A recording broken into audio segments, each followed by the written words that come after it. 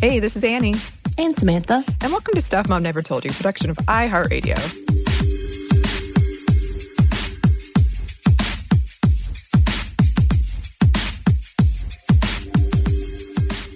It's time for another Feminist Movie Friday. Woo! Yeah. Yeah. And this time we're tackling the long-awaited, as in a lot of you have requested it, suggested it, 1996 cult classic, The Craft. The Craft. It was so good, too. I just forgot how good it was. I enjoyed it. I enjoyed it. I hadn't seen it in a long time. And I've actually only seen it once previously, maybe like 3 or 4 years ago. So I had a good time. Yeah. So it stars Neve Campbell, Rachel True, Robin Tooney, and Fairuza Balk. It was directed by Andrew Fleming and written by Peter Filardi. And they actually had a Wiccan consultant on set. Apparently, the casting was a bit difficult because studios weren't used to seeing films with 4 main female protagonists. Oh my gosh. What? I know. Despite campaigning very hard for a PG-13 rating, the MPAA rated it R because it had teenagers and black magic. Oh, no, not black magic. And particularly women. But I will say personally, I would say and this is a good segue into our trigger warning, suicide attempt. Rated R, perhaps. But I guess it's not super, I don't know. That's just tricky to depict. Again, this is 96, so of course our variation of what should be rated what was a little different at that point in time, too. True. Oh, very true. So yeah, trigger warning for brief mentions of that, abuse, and attempted rape. And shout out to Skylar and LV and others, maybe there's a lot going on, for joining us on our Netflix watch party. That was really fun. Right. I think we're going to try to attempt it again, especially as we maintain our social distancing and self-quarantining. Even though people are trying to slowly let people out, we will remain. Yeah. I'm staying in. I'm staying in my home studio. I'm going to work on my cosplay. I don't know if you can see behind me, Samantha. Here's my Luke Skywalker cosplay I'm working on. Oh, okay. So, yeah, we'll definitely try to do that again, and especially now that we know how to do it, because that was my first time using Netflix Party. I've been using things like Scener or 2.7 where you can have the video chat, but it was pretty easy. Now we know how to do it, so keep an eye out for that. Right, and definitely reminiscent of like 90s AOL chat rooms. Yeah, which was perfect. It fit the vibe. Yes. And yeah, if any listeners, like, just send your suggestions. If there's any movie you think would be cool for us to watch as an audience together, we're down. Yes. So yeah, I missed this when it first came out. I guess I would have been in elementary school, so it would have been weird for me to see it. Not unheard of, but no.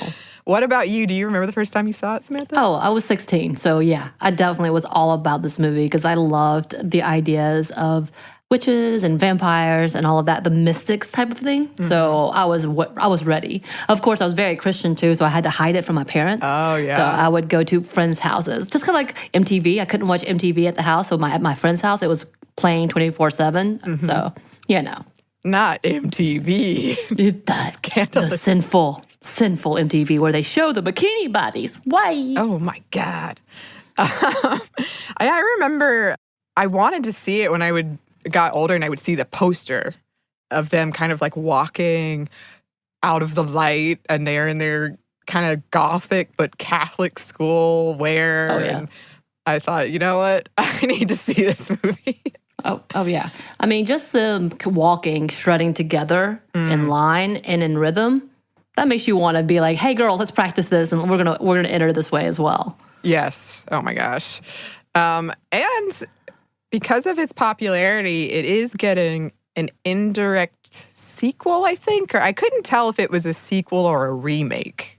But something's happening. They're doing something with it. Right. I know there's been conversations. There's been conversations of a lot of these being remade and or having sequels, as we're going to talk a little bit more about all of the remakes that's happening. But I did see Balk was a part of this one, right? The sequel? I think so. I believe so. Yeah. Okay, so let's talk about the plot in case anyone doesn't remember or hasn't seen it. The plot centers around Sarah Bailey, who is played by Tooney, and she is starting at a Catholic school, a new Catholic school in LA, after she made a suicide attempt. She makes friends with 3 outsiders, Bonnie, played by Campbell, Rochelle, played by True, and Nancy, played by Balk. They believe that Sarah can complete their coven. They need 4 people, earth, wind, fire, and water, 1 for each. And they are nicknamed by others at the high school as the Bitches of Eastwick. Classy. Yes. Each are dealing with a specific issue that they're excited that maybe magic can solve for them, from physical scars, racism, emotional pain, and poverty. And at their most basic, these are issues of power, beauty, love, and revenge. I guess ultimately all of them are power. Right. And control. Everything seems great at first, and they find power and sanctuary in their bond.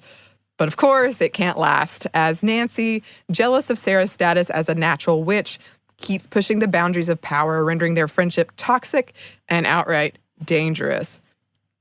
When Sarah attempts to bind Nancy's powers to protect them, the coven turns on her, sending Sarah nightmares, awful false visions. They threaten her. They set hordes of rats and snakes and insects on her. They try to manipulate her into believing she was responsible for the deaths in her life, including her mom and her semi-would-be boyfriend, who's actually a total jerk. They try to persuade her to take her own life. In retaliation, Sarah forces Rochelle and Bonnie to face their worst fears and is able to successfully bind Nancy's powers. Rochelle and Bonnie, now powerless as well, attempt to make amends with Sarah, but she rebuffs them. They mock her, calling her powerless in response, kind of like, the backs have turned, but they say it loud enough where she can hear them. Mm-hmm. But Sarah proves that she isn't by summoning a lightning strike. Meanwhile, Nancy is confined to a psychiatric hospital. End of movie. End of movie, of course. The movie debuted to not so great, kind of okay reviews, but over the years has become a cult classic, as we can see. There's cosplay and fan fiction and other types of fan art and merchandise. And according to Robin Tooney, actress Natalie Portman bought a copy of The Craft as her guilty pleasure movie to a bachelorette party, which I agree with that. Yeah. And that's how a lot of people do see it, as a guilty pleasure. I don't know. I think it's somewhat like a girl power movie in itself, even though it does have a breakdown of girl relationships, but that's a whole thing. And it does have that sleepover vibe, which I remember, I believe I was watching it at a sleepover, if I really think about it. And in a lot of ways, it captures sleepover vibes as well, down to playing light as a feather, which we actually had that discussion in our chat, whether or not we'd all played it. I think we all tried.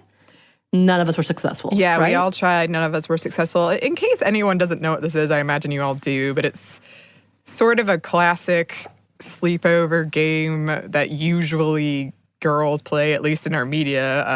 I don't know if that's true, but where you chant light as a feather and you... Stiff as a board. Stiff as a board, light as a feather, while one person is lying kind of flat on the ground and each of you has one finger... I think if you're doing it correctly, it's supposed to be at every kind of corner. Yeah. But you have one finger underneath, and it is totally possible you'll lift the person up. But it feels like you're casting some type of spell. Right. And unless, I think when we did it, I was saying that we had 15 girls around a 70-pound, 50-pound girl. Mm-hmm. So we lifted her up, but it wasn't magic. Right. But anyway, it goes to the classic slow motion walk we talked about through the high school scene. They're practically glowing with power and confidence, which could be a whole other conversation about them actually feeling it more so than them being it. And a sharp contrast to how they started out in the movie, and all of it down to their friendship. Ultimately, the strong bond is eroded and twisted by the external oppressive forces that they had used witchcraft to overcome, symbolic of how societal structures so often turn women against each other. And this movie came out amidst a wave of high school coming-of-age stories, a lot of them cult classics, but it stood out in the undertone of darkness in comparison to the rest of them. The fashion of most of the main cast was kind of gothy, kind of punkish, kind of grungy. There weren't many, if any, predecessors of mainstream dark female empowerment films. It is often compared to Heathers, Samantha, which I still have not seen, but you have, and we could do a virtual party of that. Yes. And it's often, I loved this, in a lot of articles, it was called the anti-clueless. Yeah. A lot of people, in going back and reading reviews, especially written, after it's been out for a certain amount of time, and people reminiscing about what they loved about it, a lot of people connected with Nancy specifically, at least from the things I read. And she's definitely, like, the first time you see her, she's just outright derisive and sort of over it. And she is full of rage and fear and vulnerability. She's lonely. She's in an abusive and impoverished household. She's intense and frightening. She refuses to be kept from power that has been withheld from her entire life. So I absolutely see why people connected with it. And we've talked so many times about how women aren't allowed to experience those things a lot of time. Rage is not a feminine emotion. And she embraces all of that. And of course, she is the one that ultimately gets super power hungry and ends up in a mental asylum. Right. And we're going to talk more about what that means. Right. But I totally can see why people connected with that, especially young girls and women. Right. And of course, this is also, could talk about just the depression and the anger and the angst and the darkness, which she was obviously in the embodiment of, while Robin Tunney's character was light and bright and all of that. But that's a whole other thing. So we're going to talk about themes now. So witches in pop culture, which I love some witches. Witches have often been a term for a woman who, in one way or another, does not follow society's rules. For a lot of young girls, cultural depictions of witches is our first depiction of female empowerment and feminism. Yes, we know if you're a feminist, you may be a witch. Right. We've heard this, right? In many of these stories, though, the women in question ultimately are punished for their search for power, which speaks to, again, our fear around female power and ambition. Oh my gosh. There's almost this message of, see, little lady, you couldn't handle it. All these things holding you back are for your own good. So sure, you can have some power, but not too much. So if you don't conform to the narrow definition and role society grants you, you will be deemed as mentally ill and locked away until you do. So get yourself straight, woman, because you can't have too much power because it corrupts you. That's right. That's right. Their rise in witchcraft happens alongside their awakening sexuality, which is something else our society is terrified of. I very, very much want to do a spoiled Saturday or whatever we arrive at on the witch. I could talk about this forever. Forever. We do have more to say about witches, but first we're going to pause for a quick break for a word from our sponsor.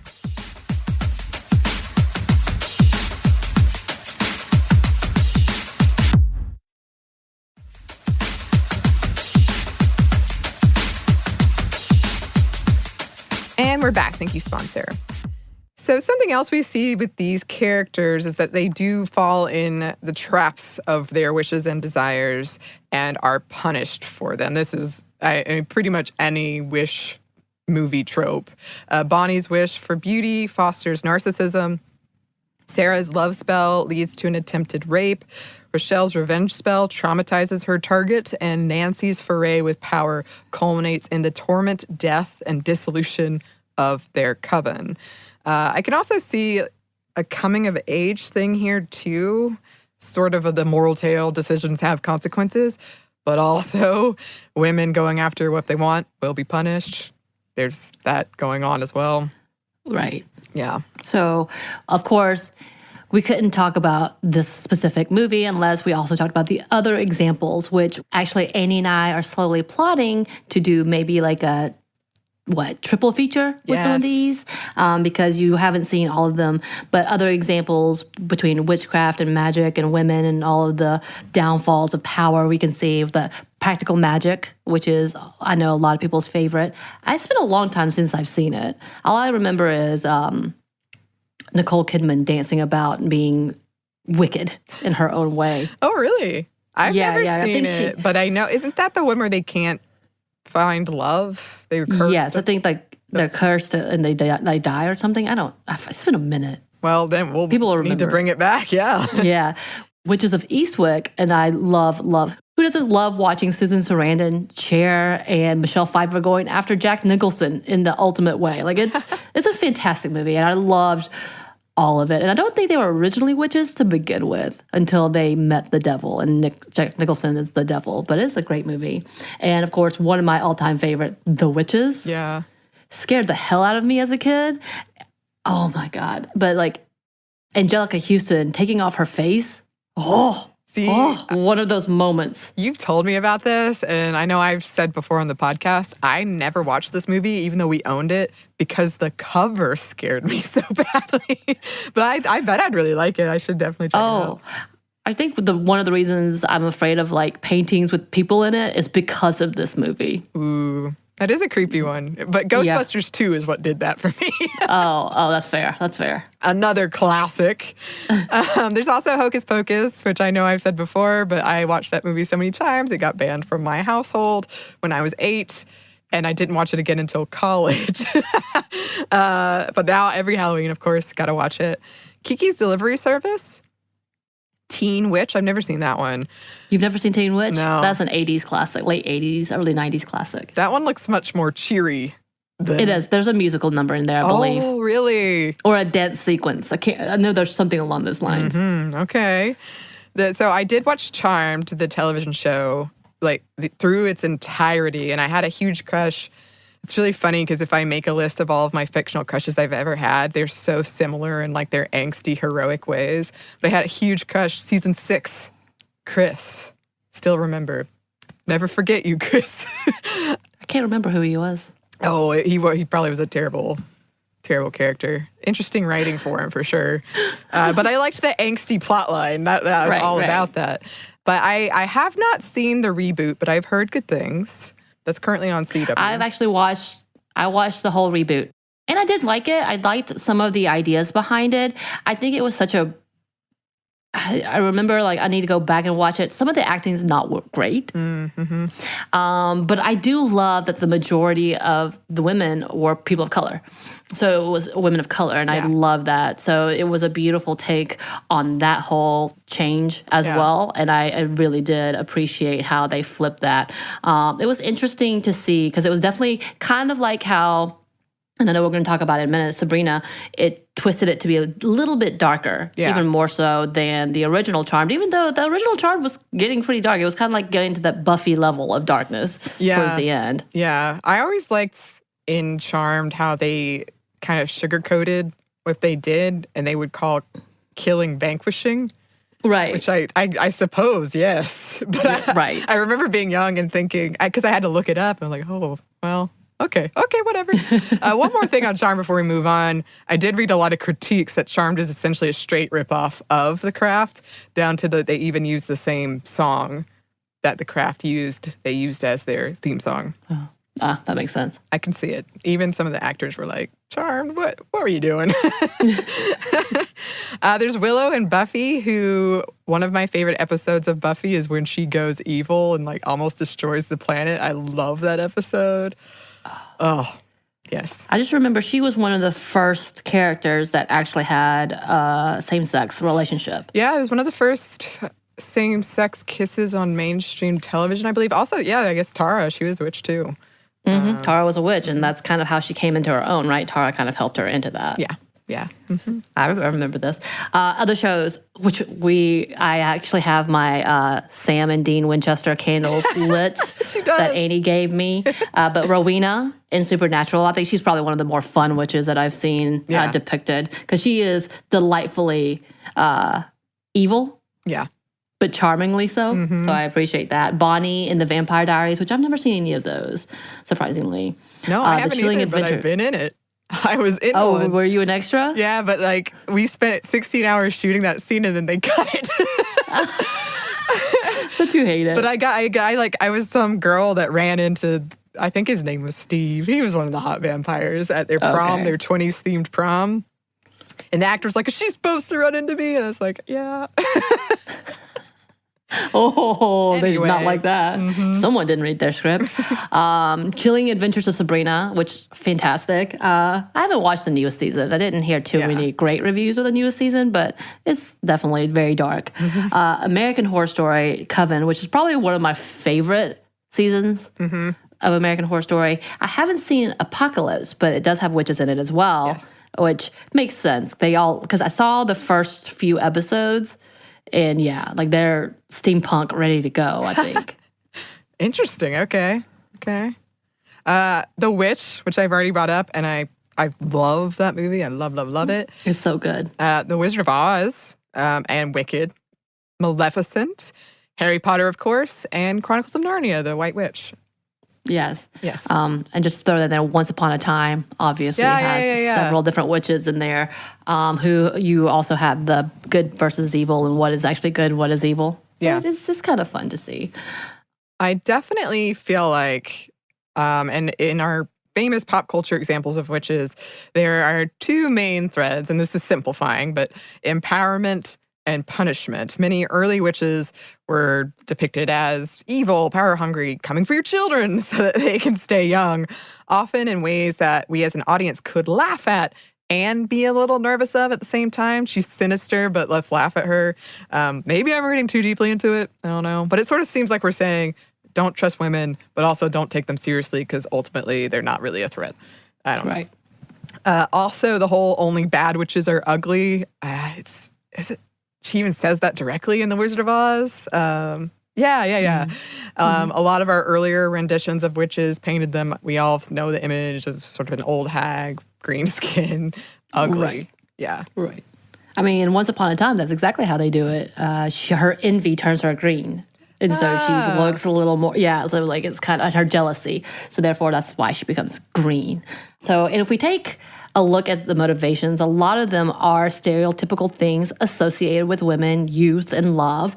But some of them, especially the more modern ones, are all about finding power in a patriarchal system, which, that's how you see Rowena in Supernatural. She comes in going after pimps. Yeah. So it's really interesting. She's badass. So witches are having a cultural moment, and I think it's like an off and on. They always are at some point in time. Right. Cyclical.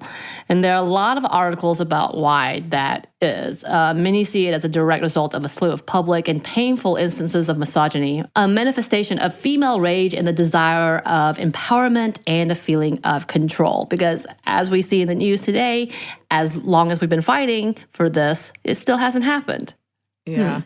So, of course, we're going to see where we have a fantasy level, I think, of trying to see that in reality and embracing the scarier side of femininity and not caring if it makes people scared or uncomfortable. Finally getting to the point of rage is okay. Yes. To a certain extent.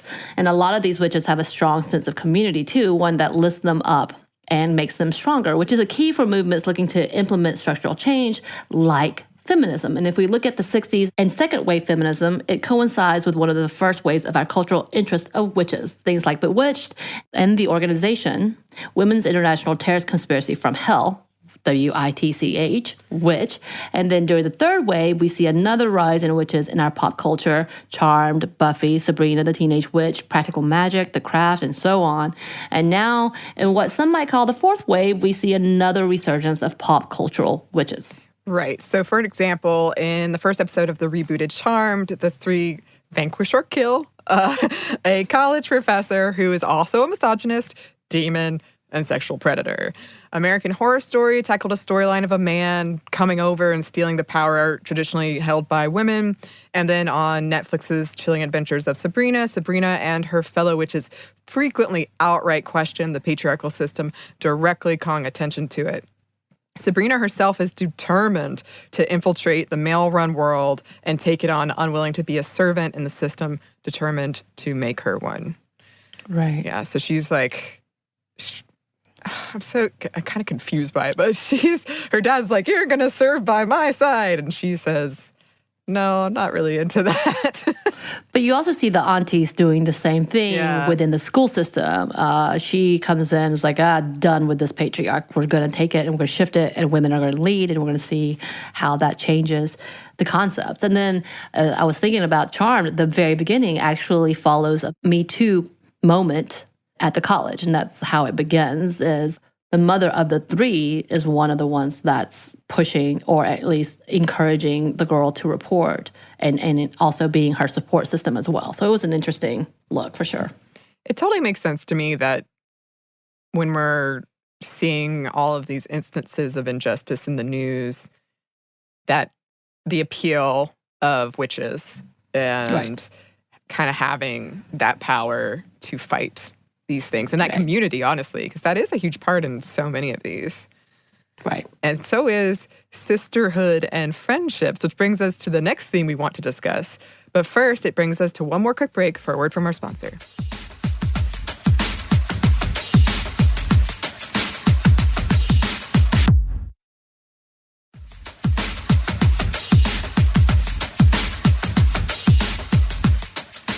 And we're back. Thank you, sponsor. So yeah, another theme of the craft and of a lot of those examples we just mentioned is the power of female friendships and support groups and community, and seeing that power as a force for good and a source of power, but also as something that can be toxic. In the arc of the craft, we get to see the power of female friendships and the pain of its downfall, particularly through the lens of teenagers. We see the happiness and strength they get through each other and the power of them working together. Right, but we also see jealousy and the discarding of friendship in the face of power. Young girls have so many rules in place, so many consequences that they face that their male counterparts don't. Of course, the power to do something without consequence is tempting for them, offering a feeling of liberation. Right. We see examples of the issues young women face when Chris, played by Skeet Ulrich, spreads the rumor that he had sex with Sarah and she wasn't good at it after Sarah says she's not ready for sex on the previous night on a date. And he acts like he's totally cool with it, but then she shows up at school and she hears these things he's saying about her. She confronts him and he gaslights her, telling her no sane person would want to be with her and that he would never be interested in her again. Right. The scene at the end where Rochelle and Bonnie offer an insincere apology to get power felt really reminiscent of female friendship power dynamics, especially at that age of pretending to be someone's friend and then trash talking them behind their back. And I'm sure a lot of young women and girls recognize the pitfalls, how beautiful female friendship can be, but the pitfalls that are there too. And I just remember being at big sleepovers where you'd sort of have people that you were really close with and then other people that you weren't that close with. And this knowledge of they're probably talking about me behind my back. Right. Oh, yeah. I definitely have moments that I remember, specific incidents where one friend of mine who was supposed to be close, she and I were hanging out and I said something and she misspoke. And she took it and twisted it and told her friends that I was being mean. And so they rode my bus and I could hear them talking about me. I remember that to this day. It's devastating. Yeah. And these things are difficult to navigate just because middle school and high school is such the social dynamics and power structures are very weird. Right. And we all know bullies and cliques and groups. Yeah. They existed. Yeah. They may have existed differently for different people. Mm-hmm. I know in my little group, there wasn't really that level of athletes versus this and this. That wasn't the thing. Mm-hmm. But there was definitely still cliques and popular kids who were jerks. Yeah. I still remember that too. Mm-hmm. So, but we did want to mention one of the things that happened with a lot of movies, with a lot of cultural things that are happening today, just racism in general.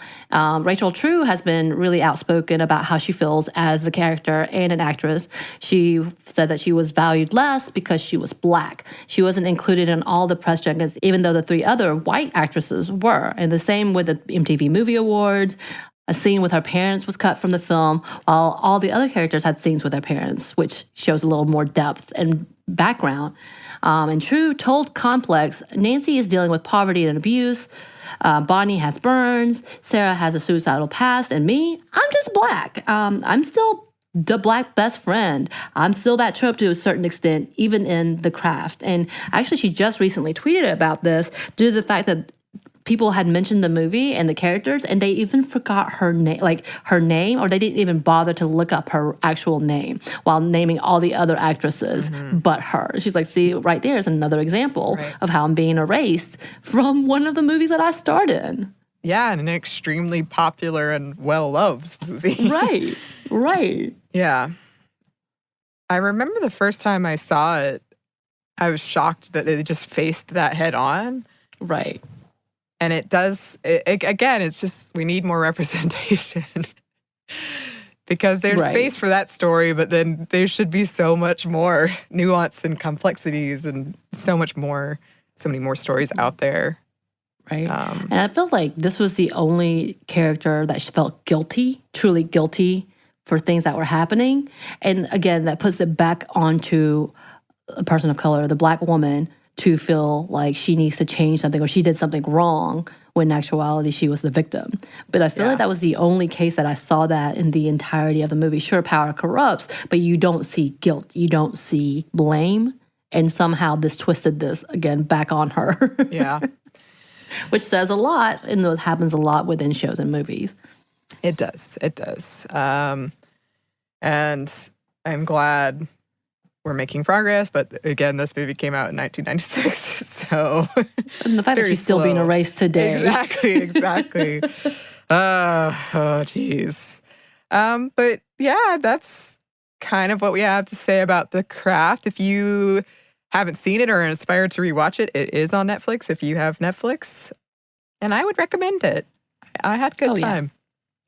Actually, definitely go watch it. Let us know what your thoughts are. Those who are actually identifying as witches and believe this is a part of your lifestyle, tell us what we see is wrong, is right. Give us a heads up. Yeah. I was saying that I was trying to figure out tarot cards, and I'm learning those, but I'm very slow at it. Seems like it's a little complicated. It's not something you just pick up. It's really complicated, yeah. That's a good quarantine skill to learn. I like that. All right. I was like, you know what? I'm very intuitive, so I feel like this should be up my alley. I'm just going to have to learn the cards. That's all. That's it. Easy. All 10,000 of them. Easy. It's fine. And the many millions of combos. It's fine. You need to take a video and show it to me because I just love the art of it. Yeah. So that's your homework, Samantha. I got it. For the rest Become of you. a witch. Check. I'm sure I am almost positive you've been called a witch before in your life. That's fair. But yeah, for you listeners, please keep the movie and book suggestions coming. Any watch party ideas, we are all ears. You can email us at stuffmediamomstuff@iheartmedia.com. You can find us on Twitter at momstuffpodcast or on Instagram at stuffmomnevertoldyu. Thanks as always to our super producer, Andrew Howard. You know what I'm doing? I don't know about that. And thanks to you for listening. Stuff Mom Never Told You is a production of iHeartRadio. For more podcasts from iHeartRadio, visit the iHeartRadio app, Apple Podcasts, or wherever you listen to your favorite shows.